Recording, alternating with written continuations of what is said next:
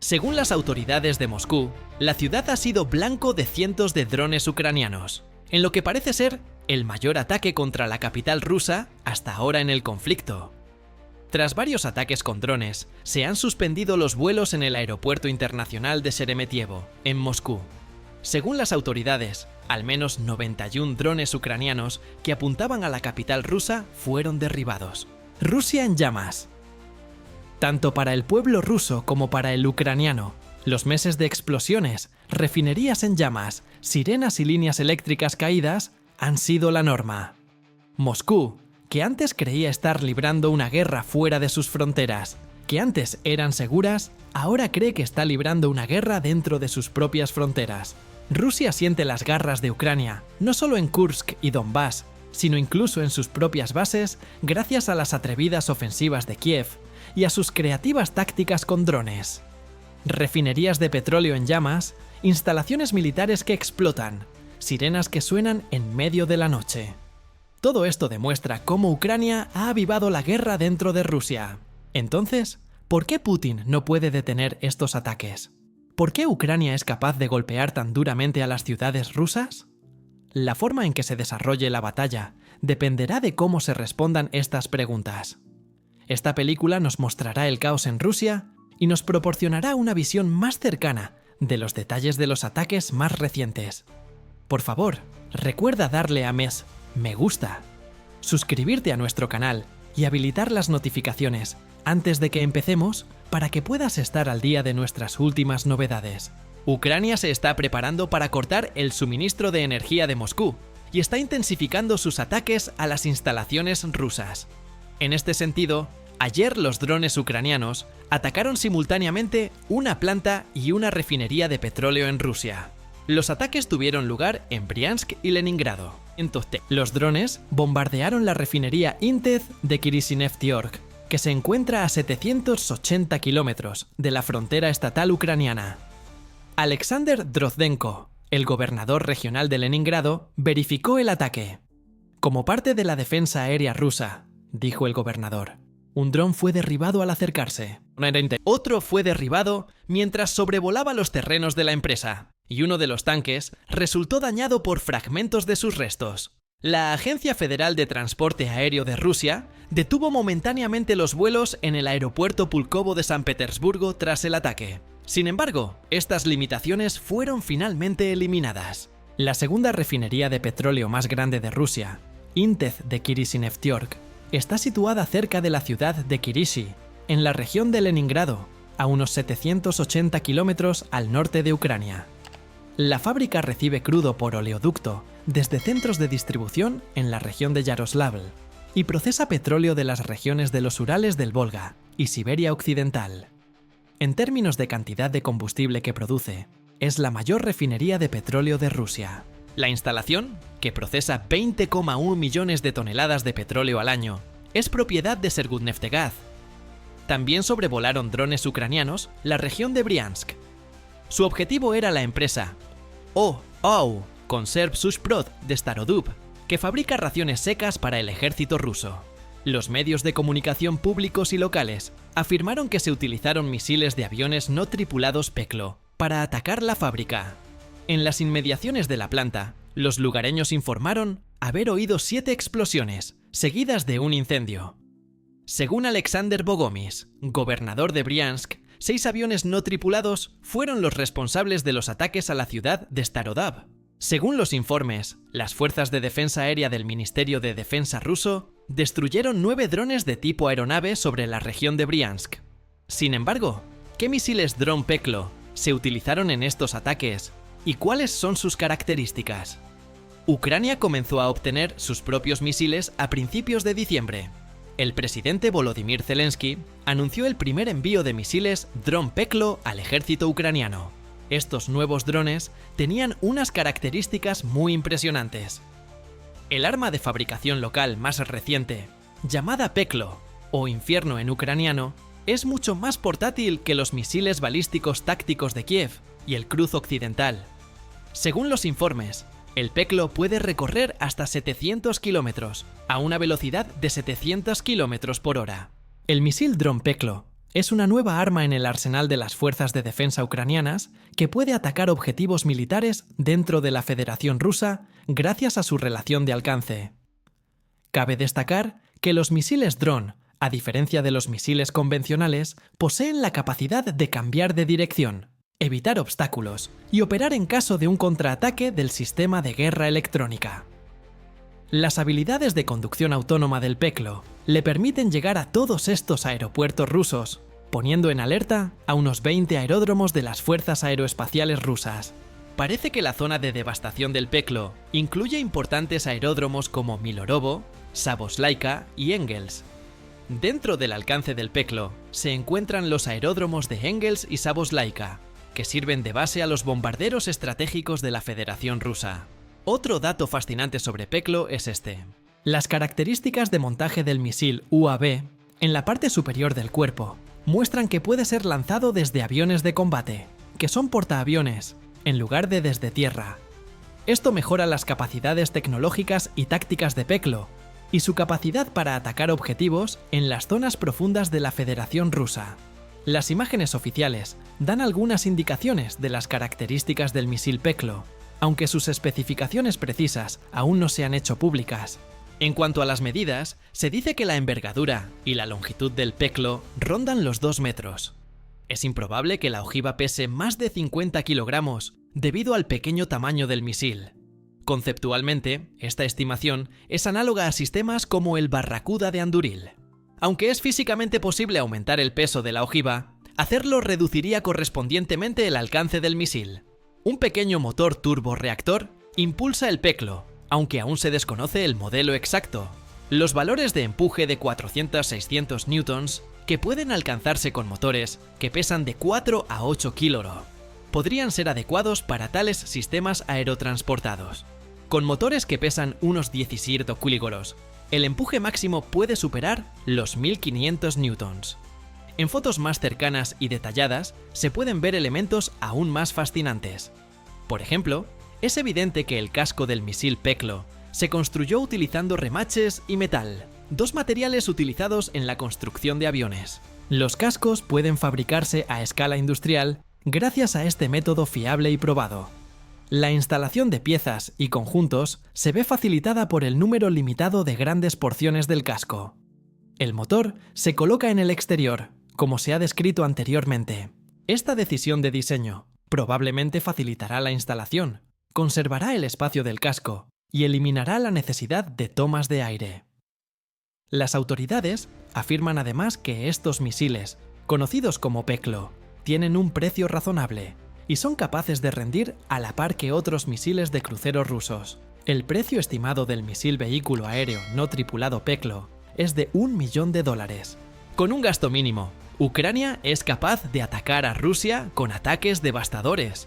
Los ataques a las refinerías son parte de la estrategia de Ucrania, como dijimos al comienzo de esta película. Ucrania pretende cortar, con estos ataques, las arterias vitales que abastecen a la maquinaria de guerra rusa. Vladimir Putin ha sufrido un serio revés como resultado de los al menos 66 ataques exitosos de Ucrania a objetivos clave dentro de Rusia durante los últimos 4 meses. Rusia se vio significativamente afectada por los ataques, especialmente en febrero. La refinería de petróleo de Saratov, situada a 720 kilómetros de la línea del frente, fue el objetivo de los ataques de drones ucranianos más lejanos en febrero. Los drones recorrieron 800 kilómetros para atacar la refinería de petróleo de Kshetovo, en la región de Nizhny Novgorod, a finales de enero. Este patrón de ataque demuestra la dedicación de Ucrania a una estrategia de guerra económica destinada a debilitar la capacidad de Rusia para financiar sus esfuerzos militares y mantener la seguridad interna. Incluso con el aumento de las medidas de seguridad puestas en marcha después de los casos anteriores, la repetición de los ataques muestra su importancia estratégica, así como los defectos existentes en el sistema de defensa aérea de Rusia. ¿Qué impacto tienen los ataques en Rusia? La infraestructura de las refinerías de petróleo rusas ha sufrido graves daños a causa de estos ataques, lo que ha obligado a su cierre temporal. En un esfuerzo por ocultar el alcance real de los daños, el gobierno ruso ha clasificado la información sobre la producción de gasolina y diésel. Hay indicios de una escalada a pesar de los intentos de Moscú por ocultar las consecuencias. 41,1 millones de toneladas de toda la capacidad de producción de Rusia han sido neutralizadas por ataques con drones y sanciones, y el volumen de las refinerías de petróleo en 2024 cayó a sus niveles más bajos en más de 10 años. En 2024, el viceprimer ministro de Rusia reconoció que la producción de gasolina y combustible diésel del país había disminuido un 6,2% y un 7,3% respectivamente. Los cálculos basados en la información publicada por el Ministerio de Finanzas ruso indican que la cantidad de dinero que fluye hacia el presupuesto federal disminuyó alrededor de un 23%, hasta los 610.000 millones de rublos. El año pasado, Rusia se quedó por detrás de las naciones de la OPEP+, superando con frecuencia su objetivo de producción y debilitando las iniciativas de apoyo a los precios del grupo. Moscú ha declarado más recientemente que debe compensar la sobreproducción anterior, aunque ahora cumple. Los ingresos del impuesto a la producción de petróleo han disminuido significativamente, según datos del ministerio. Esto sugiere que Rusia puede haber reducido su producción de petróleo crudo a principios de año. La producción de enero se utiliza para calcular los ingresos de febrero. Los productores rusos parecen estar cambiando su enfoque hacia proyectos con grandes ventajas fiscales y reduciendo la producción en áreas con impuestos más altos para mantener sus ganancias durante las limitaciones. El mes pasado, los ingresos totales de Rusia por petróleo y gas cayeron a 771.000 millones de rublos, una disminución de casi el 19% con respecto al mismo mes del año anterior. Según estimaciones rusas, que no pudieron ser confirmadas de forma independiente porque Moscú ha clasificado gran parte de sus datos de la industria petrolera, la producción diaria media de petróleo crudo del país en enero disminuyó a 8,96 millones de barriles, desde aproximadamente 9,46 millones de barriles un año antes. Parece que la producción ha disminuido, al menos en algunos campos, debido a la reducción de los ingresos fiscales. El precio medio de 67,66 dólares por barril en euros, la principal mezcla de exportación de Rusia, se utilizó para determinar los tipos impositivos de febrero. Hace un año, el precio del barril era de 64,14 dólares. El valor medio del rublo era de 100,76 dólares por dólar estadounidense, un 13% menos que el año anterior. El presupuesto también se vio afectado por los pagos a las refinerías. El ministerio afirma que, en febrero, los productores de gasolina y diésel recibieron subvenciones por un total de más de 148.000 millones de rublos para abastecer el mercado nacional. Debido al aumento de los aranceles de exportación, provocado por el aumento de los precios de la gasolina en Europa, los ingresos fiscales del sector de la gasolina aumentaron un 6,5% interanual hasta superar los 161.000 millones de rublos en febrero. ¿De qué manera, entonces, estos acontecimientos están alterando el clima en Rusia? Además de su colapso económico, Rusia también está experimentando una campaña de desinformación que está envolviendo a toda la nación. Vladimir Putin está viviendo una pesadilla debido al problema demográfico, la imprevisibilidad política y el estancamiento financiero. El potencial demográfico para mantener el imperio ya se ha agotado, y Rusia está muriendo a medida que su población disminuye en 1 millón de personas al año. Mientras que la población del Cáucaso sigue aumentando, las regiones de etnia rusa se ven afectadas de manera desproporcionada por este declive. Rusia está ahora agobiada por su gran territorio. El Estado tiene dificultades para mantener un control constante sobre las pequeñas poblaciones dispersas en grandes áreas. El modelo centralizado de gobierno hace que la logística en zonas remotas sea insostenible y convierte la periferia en una carga financiera. Una estructura como esa sería demasiado cara de mantener. Por lo tanto, en términos de supervivencia, los estados más compactos tienen una ventaja estratégica. Bajo Putin, Rusia se ha convertido en una cleptocracia descarada, con un pequeño número de élites que controlan la mayoría de los recursos del país. El desarrollo económico normal está paralizado por esta estructura feudal y corrupta, que sustituye el Estado de Derecho por una red de acuerdos no oficiales y lealtades personales. Putin ha creado la sociedad atomizada y oportunista que deseaba al alcanzar niveles de emotividad social nunca vistos. El efecto final es una sociedad carente de propósito, impulso y cohesión. Esta situación se ha visto agravada por el conflicto en Ucrania, que también ha creado una gran clase de criminales armados y traumatizados que tendrán dificultades para reintegrarse en la sociedad. El colapso económico de los gobiernos autoritarios también se ve acelerado por la guerra. La Rusia de Putin no es diferente. La centralización de los recursos, el estricto control gubernamental sobre activos importantes y el aumento de la violencia contra la sociedad a lo largo de los últimos 10 años han sido siempre los cimientos de su dominio. La economía rusa estaba aquejada por el mal holandés mucho antes de la guerra, con exportaciones de materias primas que asfixiaban a otras industrias y provocaban una depresión que dura desde 2012.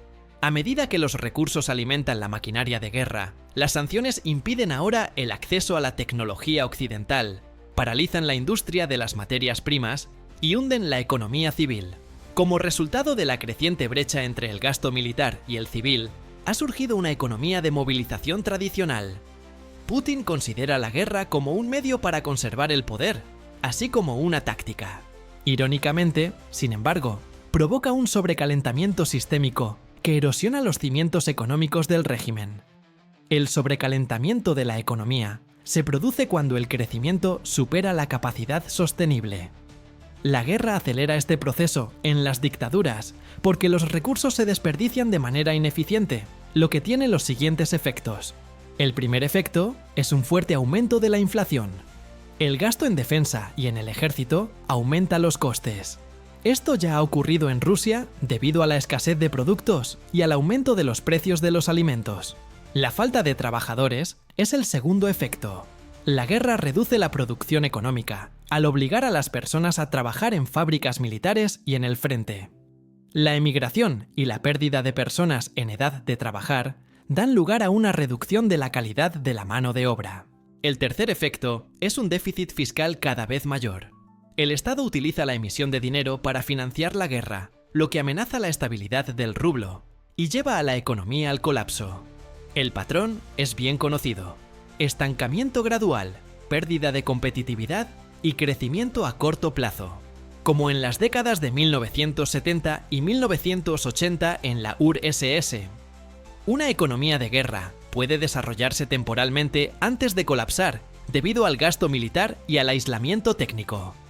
Hoy en día, Rusia está haciendo lo mismo. Las sanciones están obstaculizando la mayoría de los esfuerzos para restaurar las cadenas técnicas, y el gasto militar ya se ha convertido en un factor importante que contribuye a su creciente déficit presupuestario. Las ventas de petróleo y gas a China e India sostienen la vida, pero son insuficientes para revertir el declive de la población y la vulnerabilidad económica subyacente de una nación tan grande. Los problemas económicos de Rusia no pueden resolverse, ni siquiera deteniendo el conflicto en Ucrania. Las empresas ya están huyendo de Rusia, lo que indica un mercado muy inestable, y una congelación simplemente pospondría el colapso inminente. Sin una inversión extranjera sustancial, que requiere cambios institucionales considerables, incluso una flexibilización parcial de las sanciones es insuficiente. El control del poder, por parte de la dictadura, se vería amenazado por reformas significativas que conducirían inevitablemente a la degradación institucional, mientras que la corrupción, la selección negativa y el control manual siguen socavando la eficacia de las instituciones rusas. Las sanciones simplemente sirven para acelerar este deterioro. Ni siquiera una guerra congelada puede garantizar la recuperación debido a la profundidad de la destrucción institucional. Sin recortar el gasto militar, la economía sobrecalentada no se estabilizará, pero el actual modelo de fortaleza sitiada sigue haciéndolo imposible. El colapso económico del régimen ruso es inevitable, al igual que el de la URSS antes que él. Solo es cuestión de tiempo. El modelo social, además del económico, se está desintegrando. Y una vez más, Putin no se salvará por una posible congelación. Yevgeny Prigozhin, el líder de la banda de mercenarios Wagner, demostró la facilidad con la que la lealtad de la élite puede romperse en 2023, cuando se rebeló y marchó con sus fuerzas hacia Moscú. Dentro del círculo íntimo de Putin, las disputas de la élite se intensificaron a lo largo de 2024. El jefe de la República de Chechenia, Ramzan Kadyrov, acusó al senador multimillonario de Dagestán, Süleyman Kerimov, de planear su asesinato. Mientras Kadyrov posicionaba sus fuerzas de bolsillo, este asunto seguía sin resolverse. Estos desacuerdos también afectaron al jefe de gabinete de la Oficina Ejecutiva Presidencial, Anton Vaino. El futuro de Rusia está en el centro de un conflicto dentro de la administración de Putin. Mientras el director ejecutivo de Rostec, Chemezov, aboga por un gasto militar cada vez mayor, el gobernador del Banco Central, Nabiullina, y el ministro de Finanzas, Siluanov, luchan por la estabilidad económica. Se trata de una lucha por la dirección de Rusia, así como de una disputa política. Las disputas entre las élites son cada vez más públicas, y el Kremlin ya no tiene el poder de mantenerlas bajo control. El ejército desmovilizado, las élites airadas y una población desmotivada se combinan para producir un clima tóxico bajo el gobierno de Putin.